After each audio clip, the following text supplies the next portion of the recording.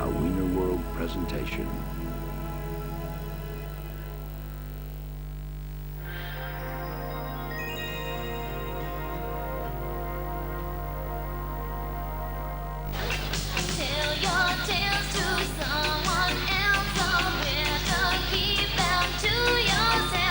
Brace yourself for shocks and surprises as we exclusively enter the private world of a superstar you were never meant to know. This is Madonna Exposed. The material girl with blonde ambition has had a rocky year. Her kinky book drew scorn. Her too-hot sex movie, a yawn. Until now, she's been able to cloud her past, present, and future in a smokescreen of camouflage images. But not tonight.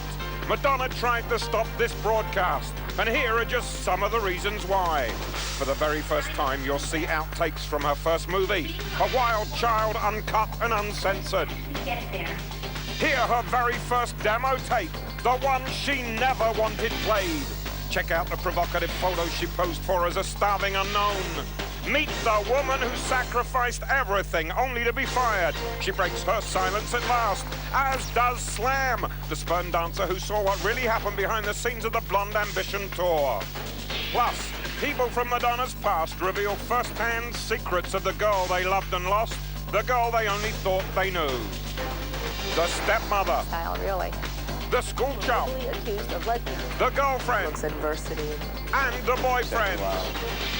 There's also the burning question about Madonna's sexuality today. Tonight, hear the truth, the whole truth, and nothing but the naked truth. From New York City's Palladium nightclub, it's Madonna Exposed. With your hosts, America's #1 showbiz reporter, Robin Leach, and television's pop music personality, Eleanor Mondale.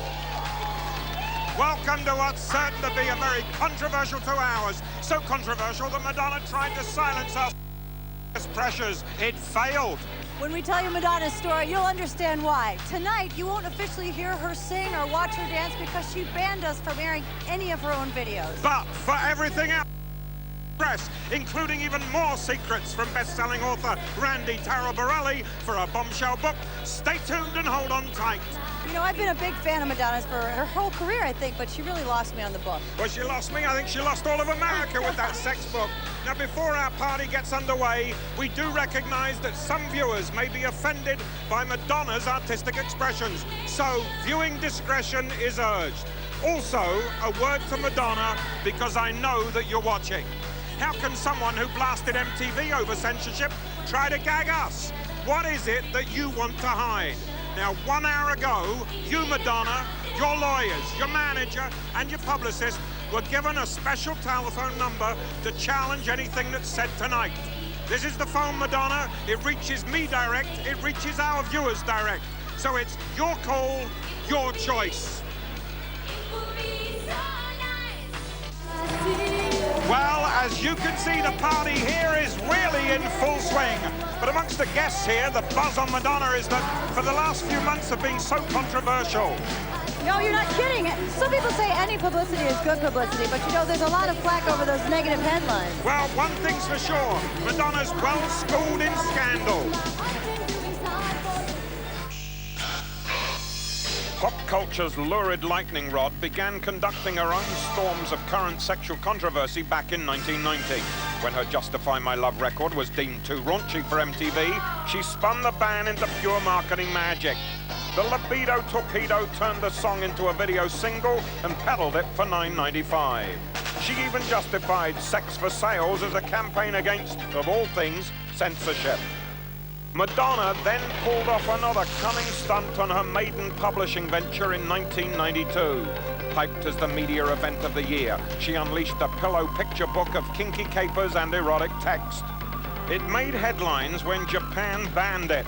Even more headlines when the FBI was called in to investigate some of the pilfered pictures.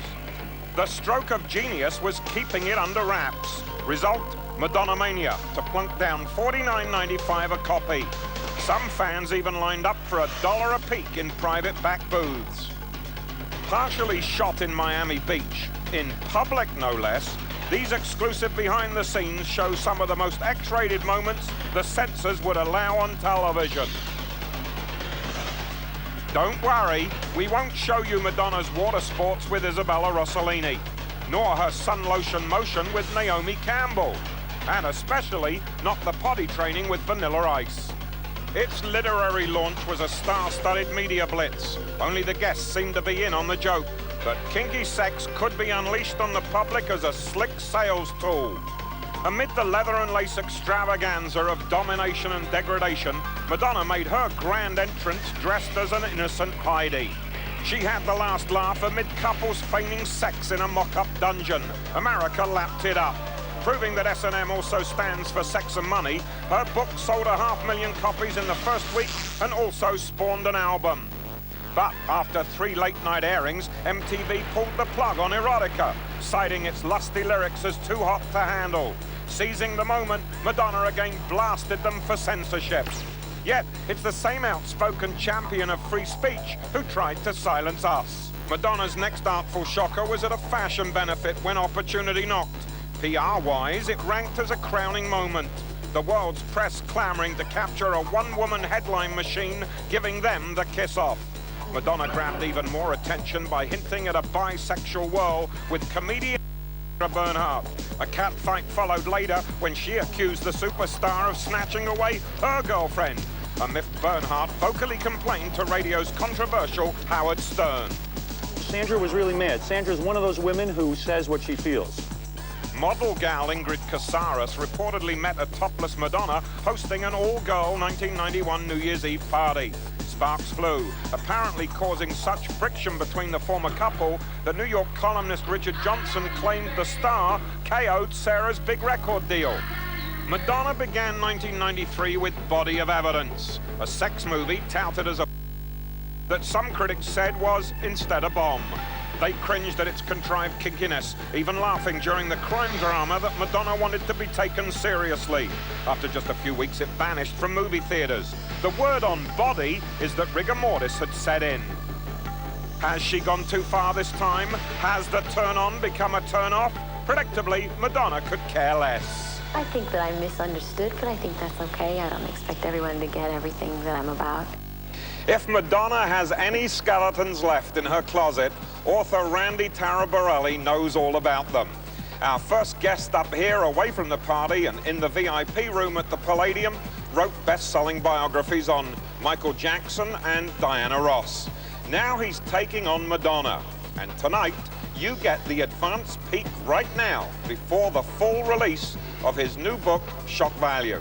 Randy, welcome. How you doing, boy? You know how to throw a party down there. It is a party. Yeah. Now, Randy, you've spent over a year researching Madonna. So Yes. I want to ask you, what is left about Madonna that is of shock value, that shocked you and is going to shock us here tonight? Well, you know, I thought in beginning the book that Madonna was pretty much an open book to all of her fans, and I discovered that really she is an open chapter of an otherwise very closed book. She's a very controlled woman, a very controlling woman. I'm fascinated by this lady. She is so contradictory in so many ways. Is she a tough, what we would call mogul? Is she a ruthless, iron-fisted woman behind the desk of power? Definitely, but she also has this driving need to be accepted, you know, but she's very smart, and I think most people don't get Madonna. And what I wanted to do with my book was I wanted to explain her. You know, I wanted to, you look at pictures of Madonna and she's writhing on the floor without any clothes on, and you think you're just looking at pictures of a naked woman on the floor. But what you don't understand about Madonna is that she is constantly testing the limits of society's pros and cons by overstepping those boundaries, and that's what she's all about. She's about overstepping her boundaries. There was a romance with Warren Beatty during Yes. the filming of Dick Tracy. Yes. Now, for once, Madonna didn't get her way. It didn't turn out the way she wanted it, right? No, Madonna was very much in love with Warren Beatty, and she really wanted to have his children, and she thought that relationship would work. And you know, Warren has been with a long string of lovers, from Joan Collins to Barbara Streisand to Julie Christie, and the list goes on and on and on. Unfortunately, Warren's mother, Kathleen, who was in her 80s, didn't like Madonna and felt that Madonna was just a little bit too risque for her Would son. Madonna have had the babies with or without marriage to Warren? I don't think Madonna believes that marriage is necessary to have children, but she does believe in romance, and I found her to be very romantically inclined, and she would do anything that she could to please Warren. Warren had said that she's a nice girl, but you can't take her anywhere, you know, because you never know what she's going to say or how she's going to look. And Madonna threw a surprise birthday party for Warren, and to appease him, she dressed down. She was very, very conservative with you know, the beautiful gown, and she tried to make herself the ideal woman in his life. And also, she gave him a very expensive painting for a birthday present, and I find the little stories to be telling, you know. Warren put the painting away behind the couch and didn't really want to be bothered with it. Home, she went and found the painting. She got into the kitchen, got a hammer, hung the painting over his couch, and when Warren got home from the studio, he was really annoyed by that because he felt she was taking over. You know, she does like to take over. That's Madonna. Shock Value is going to tell us about Madonna's plans for Marilyn Monroe in the Michael Corder picture. Yeah, Madonna's been asked by Dino De Laurentiis to play Marilyn in version of The Immortals, which should be very interesting. And also, she has her sights set on Honey West, which was an Anne Francis vehicle in the 60s. Anne was nominated for an Emmy Award for her TV show Honey West. And Madonna, I understand, plans to take the Honey West character to the movie, so that should be very interesting, too. I just hope that Madonna does the way that Marilyn wined out. No, because Madonna is much too much in control of her life, and she knows exactly what she wants, and she knows exactly how to go about it. But Marilyn really didn't know what she wanted. All right, well, you're going to go back to the party and enjoy yourself. Madonna Exposed continues. Just who is that girl? To answer that question, let's go back in time. Madonna's early years contain key turning points, crossroads where an ordinary girl grew up to be quite extraordinary. Robin takes a journey to Madonna's Michigan hometown. Our Lady of Perpetual Commotion is haunted by a trinity of traumatic childhood crosses. Her strict Catholic father commanded catechism before cornflakes. Her mother died when she was just 5. Madonna's role as house mom was taken over by her dad's new wife. Such upsets in her formative years helped make Madonna who she is today. I think that had a lot to do with me saying, well, you know, after I got over my heartache, saying, well, you know, I'm going to be really strong then. If I can't have my mother, I'm going to, you know, take care of myself. Born 1958 in Bay City, Michigan, and named after her mother, Madonna Louise Veronica Ciccone was the third of 6 children. Though she would later reinvent a hip, ethnically mixed neighborhood, her first 8 years were spent in middle-class suburbia. Her Italian-American father, Silvio, worked as an engineer in Pontiac. Father knew best. He enforced an unbendable daily ritual, early mass, then off to parochial school. At home, Papa preached that television was evil, rationing it to a Saturday morning treat. Then the heartache of her mother's slow, painful death from breast cancer. She was beautiful and very loving and devoted to her children, very children-oriented. The loss of her mother shattered the youngster's confidence, according to one Madonna expert. She became so insecure that author Chris Anderson claimed that she also felt doomed to cancer. He says Madonna threw up over fears even of leaving the house and became so obsessed with her father's attention, she crawled into his bed night after night. Her favorite babysitter recalls Madonna soon learned how to win her father's gratitude. She was the woman of the house. She was the one that the younger siblings would look up to. They would check with her first to see, is this what's going to go on? Is this what we're going to do? So they did look to Madonna for guidance. She basked in her father for 3 years, only to be upstaged by strict live-in housekeeper Joan Gustafson. 6 months later, Silvio wed the blonde and told his kids to call her mum. An 8-year-old's world came crashing down.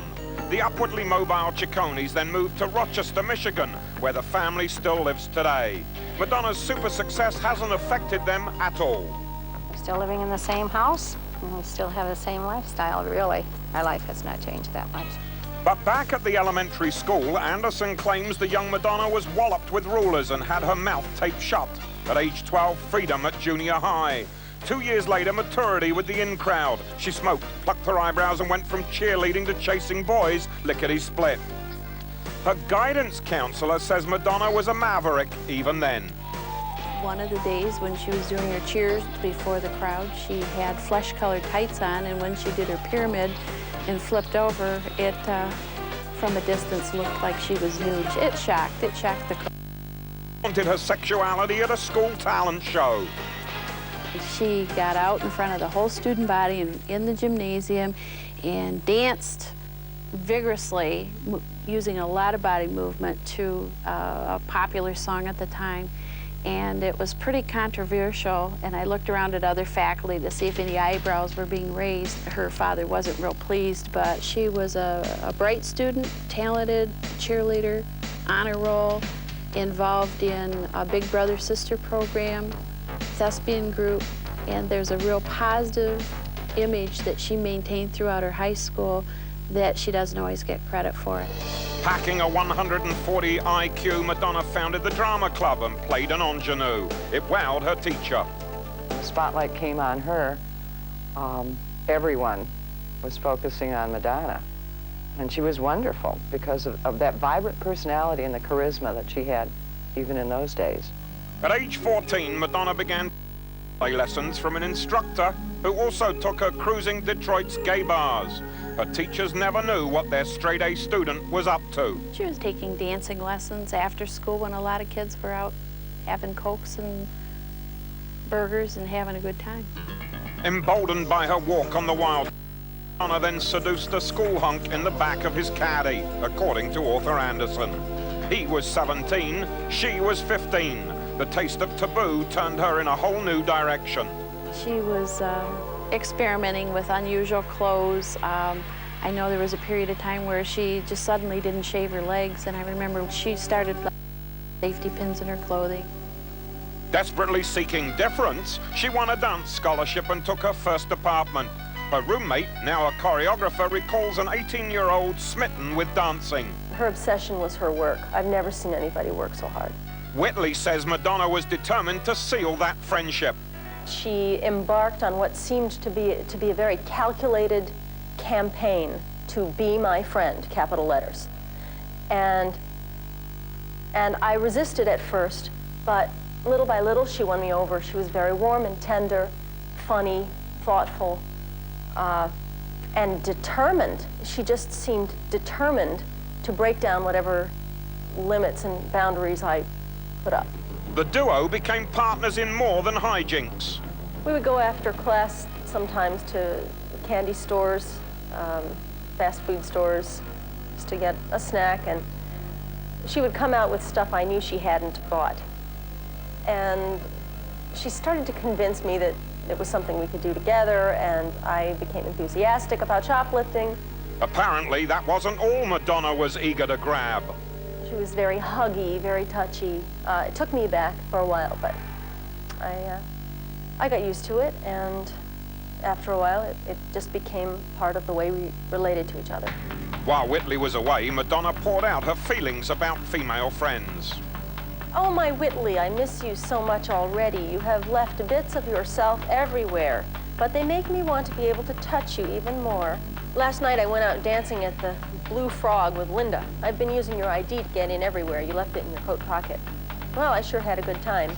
People were not shy in expressing either disgust or delight in the way Linda and I were dancing. We were verbally accused of lesbianism several times. Boy, it sure was fun, but I always wished it was you the whole time. The girls spent the summer of '78 skinny dipping in their secret stream, but Whitley knew it was the last of their fun and games. Madonna just couldn't stop talking about her next move. She wanted to go to New York and just dive right in. Welcome back to more bombshell revelations about the real Material Girl on Madonna Exposed. 10 summers ago, I made my first trip to New York City, my first plane ride, my first cab ride, and I didn't know where I was going. I didn't know a soul, and I asked the taxi cab driver to drop me off in the middle of everything. So he dropped me off in Times Square. Anyway, I was completely awestruck. Incredibly, that 1978 cab ride cost half of the 37 crumpled dollars she had in the world. For the first time in her life, Madonna faced homelessness in the ultimate urban jungle. But this was no wide-eyed innocent from the sticks. The 19-year-old college dropout already had an immaculate conception of her own future.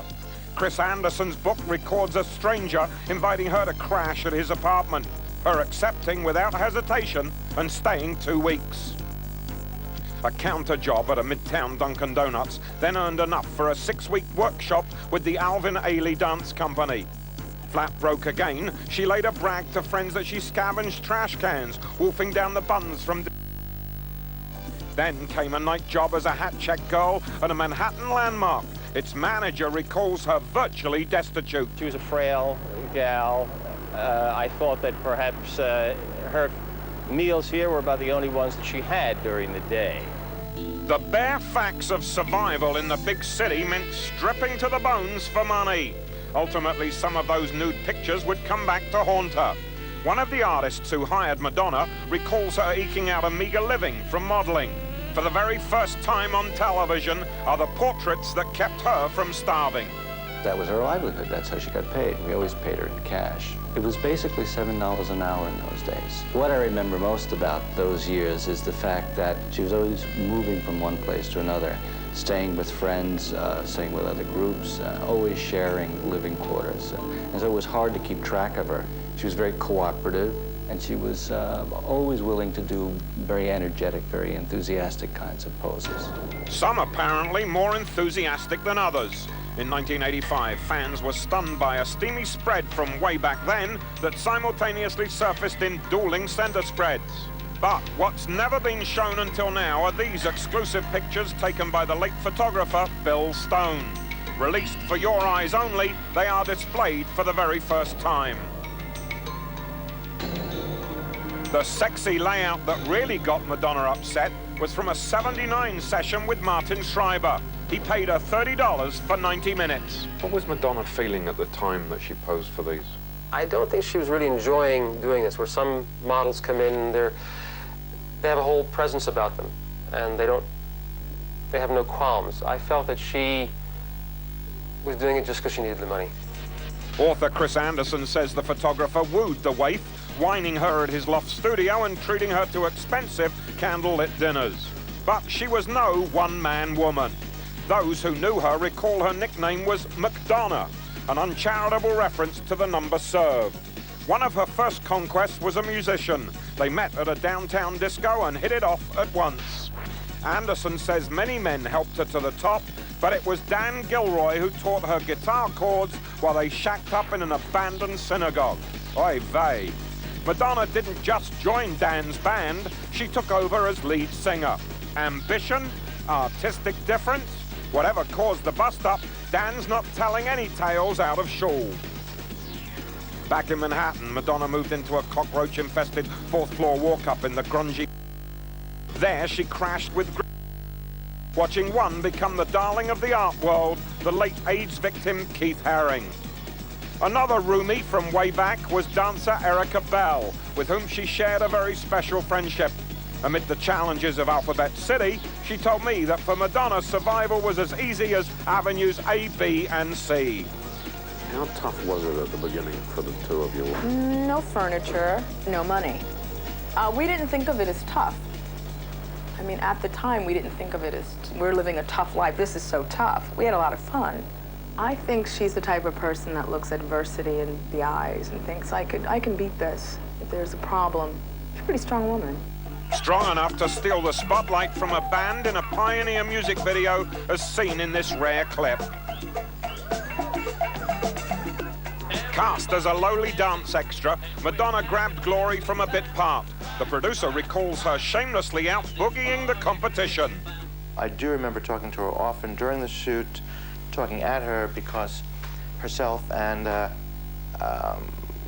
dance partner, Martin Burgoyne, were dancing very provocatively, constantly in front of the camera. So I kept saying, can you move back? Can you move on to the side?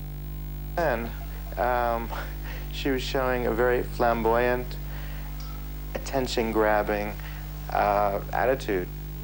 Wanted, fiery woman for low-budget movie, no pay. The ad in the backstage newspaper made no mention of it being an erotic thriller, nor that it would take 2 years to make, nor that a rape would take place in a crowded coffee shop.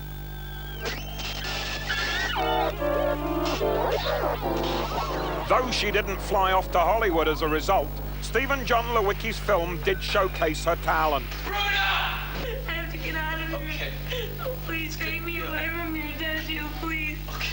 Take me away. Okay.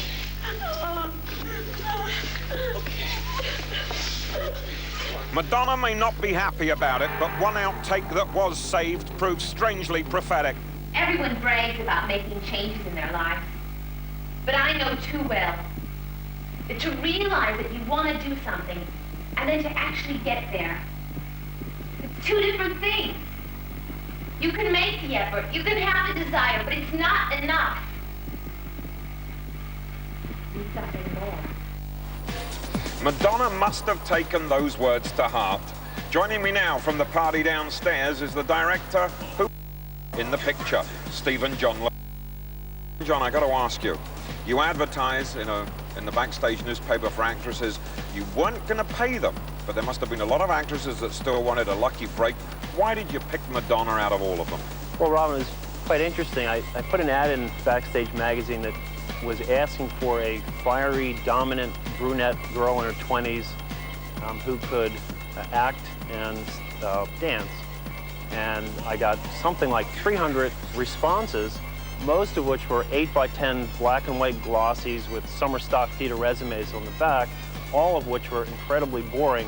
And as I was getting completely discouraged by the process, this 3-page handwritten letter by a girl named Madonna. And it said something that was, you have it with you. I do. I have a little bit to read, and please do. I was taken by this. She said in here, I knew I either wanted to be a nun or a movie star. 9 months in a convent school cured me of the first disease. During high school, I became slightly schizophrenic as I couldn't choose between the class virgin or the other kind. Now, here was a girl I thought had some interesting possibilities for the movie. Certainly a sense of humor, and actually no question about it. Gifted little writer in there. Right. Now, I saw the movie. Some people have labeled it soft porn. It really isn't, but there is nudity. There's a scene in there where Madonna is with her sex slaves. So I'd like you to just tell me a little bit about that while we take a look at it. Well, it was kind of interesting doing this scene. It was, for the most part, unscripted. And Madonna, as you can see in this scene, shows a lot of passion. But she was very comfortable with her body, and at no time did I ask Madonna to take her clothes off. It just evolved while we're doing the scene. She was very comfortable with it, and it's really very touching to watch this. It's far from being pornographic. It's very passionate and interesting. Got to ask you, because she had no problem taking her clothes off while the cameras were rolling, but she had problems afterwards. Now, why did she try to stop you? Well, I think Madonna used or tried to stop the movie